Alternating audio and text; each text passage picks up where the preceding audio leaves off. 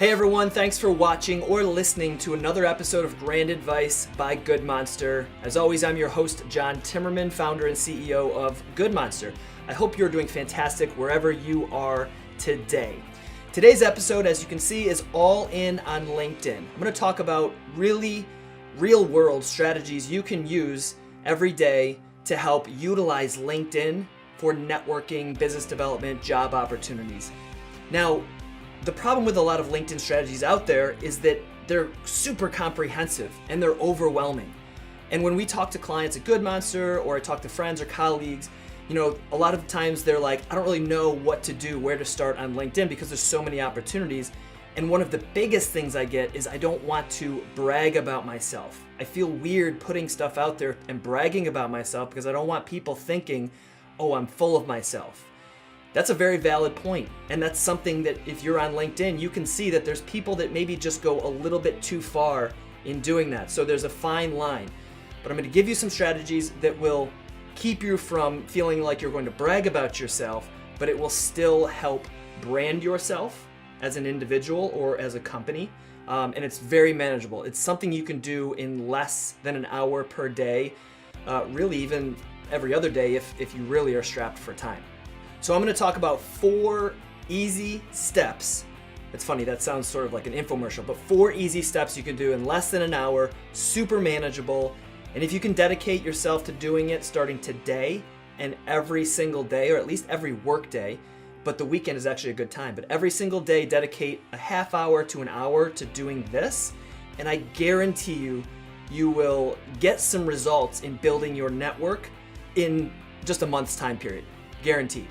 Now, a little disclaimer for salespeople and business development people out there. I know you are chomping to use LinkedIn to generate sales, but you have to understand if you go into LinkedIn and try to sell, you will be rejected.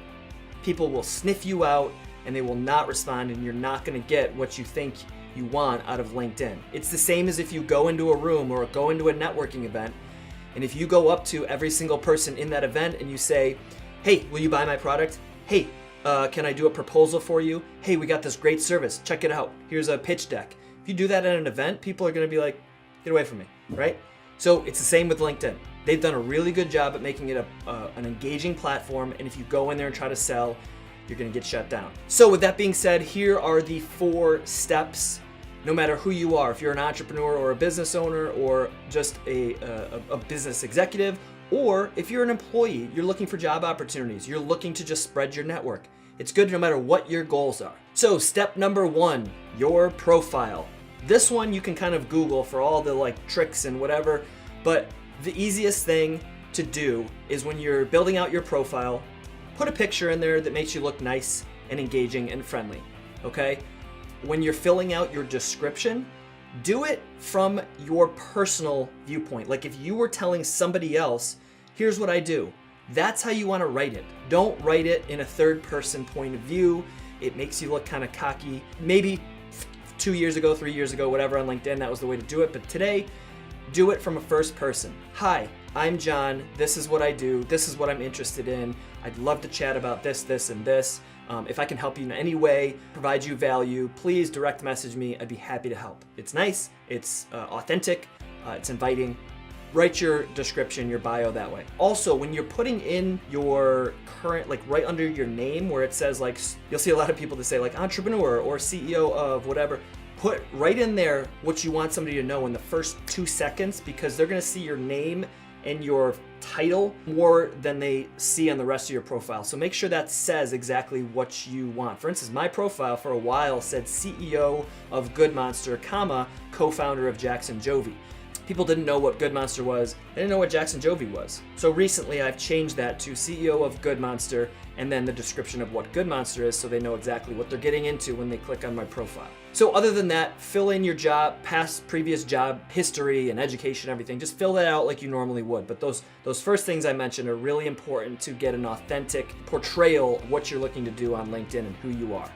Number 2, okay, here's where we get into how you can spend less than that hour per day really making good use of LinkedIn and building your network. So the first thing is go find 20 posts in your newsfeed or go follow some people that you want to engage with, 20 posts, and comment under those posts with a really engaging, helpful, valuable comment. So don't just leave a comment below. Don't take LinkedIn's suggestions if you're in the app and just say congrats or awesome or whatever. These little suggestions will pop up where you can just hit the button.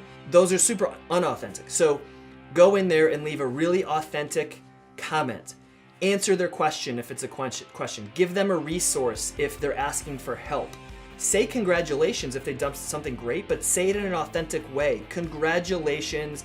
That's so awesome you did X, Y, and Z. So proud of you. I don't know you, but wow, it looks like you're doing great things. If I can help in any way over here in New York, right? Take the time, take the effort to leave an authentic comment on 20 posts per day. It sounds daunting, but it really doesn't take that much time if you just answer it or comment just like you're seeing that person face to face right this moment. Okay, strategy number 2, you want to post on LinkedIn twice per day. This is the part where a lot of people get hung up because they're like, I don't know what to post. Do I share my personal information? Do I share what my company's doing? I'll tell you. So the things you're going to want to post, okay? Think of 5 questions that you have for people out in your industry or other industries, or even colleagues or other professionals that are in the same job as you are. Think of 5 questions that you have for them. For instance, today on LinkedIn, I'm looking for Good Monster, we're looking for a behavioral test that we can give to salespeople that we're bringing on or business development people that we're bringing on to just measure to see if they're a good fit for a sales position. So I'm looking for that behavioral tests, and there's tons of them out there. I've looked at a few and just haven't found the right one. So I posted on LinkedIn, hey, here's what I'm looking for. Does anybody know of a good resource? And people are generally willing to help. So that's a question. Another question is, hey, we're seeing that websites are becoming easier and easier to build these days. That being said, there's a lot that look exactly the same. Does anyone out there have any feedback on whether to put more resources into a website to make it look more custom, or should we go with something that's a little bit more simple? What do you guys think out there in the website design and development world? Putting questions out there like that, generally people want to give their 2 cents and give advice, so they're going to answer. So that's one strategy of things to post. Another strategy of things to post is gratitude. Now, I've said this before, but the types of content that does the best on LinkedIn in terms of engagement are pieces of content where people show gratitude for things that they've accomplished or places that they've gotten to in their career with the help of other people. So if you're in a meeting that you're okay with sharing, take a picture, have somebody take a picture of the 2 of you and say, hey, it was great to meet so-and-so, longtime friend of mine, and now we're actually doing business together. I'm excited for the next year to see what we can do together.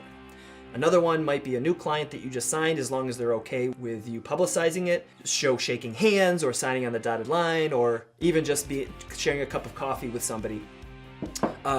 Take a picture and post it and say, we're super excited to announce that so-and-so is now a client of ours. We've got some great things planned ahead. So grateful that they put their trust in us and our team. Really excited. Those are just 2 examples of gratitude. If you're a student, we'll go out of the business world for a minute.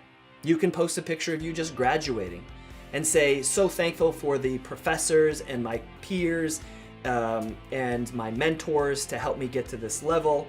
We've finally graduated. I'm excited to enter the workforce. If anybody has any job opportunities, leave me a comment or direct message and let me know. Another example.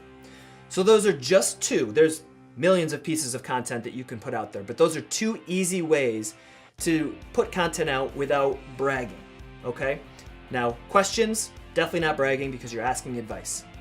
Posting about gratitude, as long as you always go from a gratitude point of view or a gratitude kind of foundation, you're never going to seem like you're bragging. So post twice a day with at least those 2 strategies, and you'll start to brand yourself and your content will start to get into people's feeds. So the last strategy that you can use isn't a necessity, and if you're strapped for time, really strapped for time, you don't have to use this one, but it's a good strategy, especially if you're looking to really grow your network. Use direct messaging to learn from people. So go into your direct messages. Well, first find people that you want to learn from and that you think are top in your industry, or people in other industries that you maybe think that you could network with on totally a personal level. Don't go in there trying to sell them on something, and don't go in there trying to ask them for contacts or any of that. Go in there, leave an authentic message of why or how you became connected with them, and then ask them if you can ask them some specific questions. You'd even leave the questions in the direct message to learn about them and their profession. I can use the example that I reached out to a gentleman the other day in a totally unrelated industry, and it had nothing to do with my business. I purely found something that I was interested in that is his profession that I wanted to ask him questions to learn more about. I thought that I might have some people in my network that he could benefit from. So I went into direct message. I left a little background of how I found him, and I said, I'd love to jump on the phone learn a little bit more about what you do. Maybe I can help you. He's like, cool, let's set up a time. Jumped on the phone with him for probably about a half hour, learned a lot about what he's doing, and I haven't yet, but I'm gonna now send him an email with maybe some ways that I could help him grow their business. Maybe it'll work, maybe it won't. But that is a good way to use direct message. The problem is a lot of people on LinkedIn, maybe some people that are watching this video or listening to this, are business development and sales and marketing people. So you really just want to do whatever, you want to carve out time for the things that are only going to deliver right away. That's your first mistake. And if that's the way you're going to use direct messaging, I wouldn't even use it, because it's really not going to work unless you're pumping out 10,000 messages every day, which LinkedIn won't let you do anyways, and you're just purely trying to get the law of numbers of some responses, which isn't a great way to do it anyways. So if you're going to use the DM strategy, go in, try to provide value to people. If you want to learn from them, make sure they know the questions, and it's a good way to slowly build your network.